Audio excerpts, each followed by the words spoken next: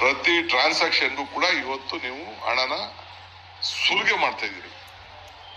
ಇದ್ರ ಬಗ್ಗೆ ಯಾಕೆ ಬಿಜೆಪಿಯವರು ಮಾತಾಡ್ತಾ ಇಲ್ಲ? ಇದ್ರ ಬಗ್ಗೆ ಯಾಕೆ ಚರ್ಚೆ ಮಾಡ್ತಾ ಇಲ್ಲ? ಇದ್ರ ಬಗ್ಗೆ ಎಲ್ಲ ಜನ ಆಕ್ರೋಶದಲ್ಲಿ ನೀವು ಮಾತಾಡ್ಬೇಕು. ನೀವು ನಾನು ಇದನ್ನೆಲ್ಲ ಉತ್ತರ ನೀವು ಕೊಡ್ಬೇಕು. ನಿಮ್ಮ ಬೋರ್ಡ್ನ ಪ್ಲೇಟ್ ಅಲ್ಲಿ ನಿಮ್ಮ ಲೀಡರ್ಗಳು, ನ್ಯಾಷನಲ್ ಲೀಡರ್ಗಳು ಫೋಟೋ, ನನ್ನ ಫೋಟೋ ಹೇಳಿ ಸಿದ್ದರಾಮಯ್ಯ ಫೋಟೋ ಹಾಕೋದಲ್ಲ, ಅವ್ರ ಫೋಟೋ ಹಾಕೊಂಡು ಅದೇನೇನ್ ಮಾಡ್ತಾ ಇದ್ರೆ ಅದನ್ನ ಹಾಕ್ಬೇಕು. ನೀವು ನಿಮ್ಮ ಆಕ್ರೋಶ ಏನಿದ್ರು ನಿಮ್ಮ ಲೀಡರ್ಗಳ ಮೇಲೆ ಇರಬೇಕು. ಏಕೆ ಇದರಿಂದ ನಿಮ್ಮ ಪಕ್ಷಕ್ಕೆ ಬಹಳ ಹಾನಿ ಆಗ್ತಾ ಇದೆ ಅನ್ನೋದನ್ನ ನೀವು ಅವ್ರಿಗೆ ಹೇಳ್ಬೇಕು.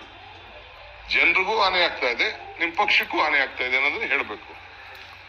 ಇದಕ್ಕೆ ನಮ್ಮನ್ನ ಇವತ್ತು ಜನ ಇಲ್ಲಿ ಕುಣಿಸಿರೋದು. ಸೊ ನಿಮ್ಮ ಹೋರಾಟ, ಬಿಜೆಪಿ ಹೋರಾಟ ಬಡ ಜನರ ಬದುಕಿಗೋಸ್ಕರ ನಾವು ಕೊಡ್ತಾ ಇರೋಂತ 5 ಗ್ಯಾರಂಟಿ ವಿರುದ್ಧ ನೀವು ಹೋರಾಟ ಮಾಡ್ತಾ ಇದ್ರಿ. ಇದು ನೆನಪಿಟ್ಕೊಳ್ಳಿ. ಜನರಿಗೆ ಹೇಳಲಿಕ್ಕೆ ನಾನು ಬಯಸ್ತಾ ಇದ್ದೇನೆ, ಕರ್ನಾಟಕ ರಾಜ್ಯದ ಎಲ್ಲ ನನ್ನ ತಾಯಂದಿರು 1,22,00,000 ಹೆಣ್ಮಕ್ಳು ಯಾರ್ಯಾರು ಬಸ್ಸಲ್ಲಿ ಪ್ರಯಾಣ ಮಾಡ್ತಾ ಇದ್ದಾರೆ. 1.5 ಕೋಟಿಯಷ್ಟು ವಿದ್ಯುತ್ ಶಕ್ತಿ ಮನೆಯಲ್ಲಿ ಫ್ರೀಯಾಗಿ ಗೃಹಜ್ಯೋತಿ ಸಿಗ್ತಾ ಇದೆ. ಅನ್ನ ಭಾಗ್ಯ ಗಲ್ಲಡಿಲಿ 10 kg ಕೊಡ್ತಾ ಇದ್ದೀವಿ. ತೆಲಂಗಾಣ ಬರೀ 6 kg ಕೊಡ್ತಾ ಇದ್ದೀವಿ. ನಮ್ದೇ ಪಾರ್ಟಿ ಇರ್ಬೋದು 6 kg, ಇವತ್ತು ನಾವು 10 kg ಕೊಡ್ತಾ ಇದ್ದೀವಿ.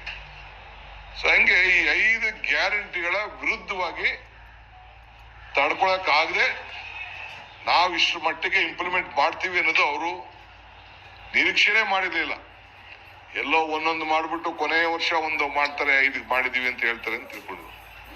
ನಾವು ಒಂದೇ ಮೊದಲನೇ ಕ್ಯಾಬಿನೆಟ್ ಅಲ್ಲಿ ಇಂಥ ತೀರ್ಮಾನ ಮಾಡ್ತೀವಿ ಅಂತೇಳಿ. ಅದಕ್ಕೆ ಅಲ್ಲ, ನನಗೆ DVGದು ಒಂದು ಮಾತು ನನಗೆ ನೆನಪು ಬರ್ತಾ ಇದೆ. ಲೋಕದ ಇದು ನಮ್ಮ ಬಸವಣ್ಣವ್ರದ್ದು, ಲೋಕದ ಡೊಂಕಕ್ಕೆ ನೀವೇಕೆ ತಿದ್ದುವಿರಿ, ನಿಮ್ಮ ಮನವ ಸಂತೈಸಿಕೊಳ್ಳಿ, ನಿಮ್ಮ ತನವ ಸಂತೈಸಿಕೊಳ್ಳಿ, ಕೂಡಲ ಸಂಗಮ ದೇವ ಅಂತೇಳಿ.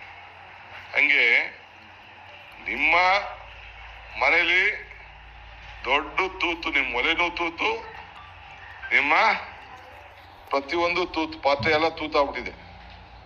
ಸೊ ನಿಮ್ಮಲ್ಲಿರೋಂಥ ನಾಯಕರುಗಳ ಮೇಲೆ ನೀವು ಪಾಪ ಮಾತಾಡ್ಬೇಕಾಯ್ತು, ಅದನ್ನ ಮಾತಾಡಕ್ಕಾಗ್ತದೆ. ಸೊ ಎಲ್ಲರೂ ಕೂಡ ವೀರರು ಶೂರರು ಆಗಕ್ಕೆ ಹೊರಟ್ಬಿಟ್ಟಿದ್ದಾರೆ ಈಗ. ಸೊ ರೈತನ 2 ರೂಪಾಯೋ 4 ರೂಪಾಯಿ ರೈತನಿಗೆ ಸಿಗ್ತಾ ಇದೆ ಅಂತ ಹೇಳಿದ್ರೆ ಅದನ್ನ ತಡ್ಕೊಳಕ್ ಆಗ್ಲಿಲ್ಲ. ಸೊ ಅದರಿಂದ ನಿಮ್ಮ ಜನ ಆಕ್ರೋಶ, ಪಕ್ಕದಲ್ಲಿ ಬಿಜೆಪಿ ಕೇಂದ್ರ ಸರ್ಕಾರದ ವಿರುದ್ಧ ಜನ ಆಕ್ರೋಶ ಅಂತೇಳಿ ನೀವು ಬರ್ಕೊಂಡು ನೀವು ಮುಂದುವರ್ಸಿ. ನಾನು ನಿಮ್ ನಿಲ್ಸಿ ಅಂತ ನಾನು ಕೇಳೋದಿಲ್ಲ, ನೀವು ಮುಂದುವರ್ಸ್ಬೇಕು. ಮುಂದುವರ್ಸೋರು ಮಾತ್ರ ಸಾಧ್ಯ. ಆದ್ರೆ ನೀವು ಇದನ್ನ ಮಾಡಿದ್ರಲ್ಲ, ಇದಕ್ಕೆ ನಾವು ನಿಮ್ಗೆ ಉತ್ತರ ಕೊಡ್ಬೇಕಲ್ಲ.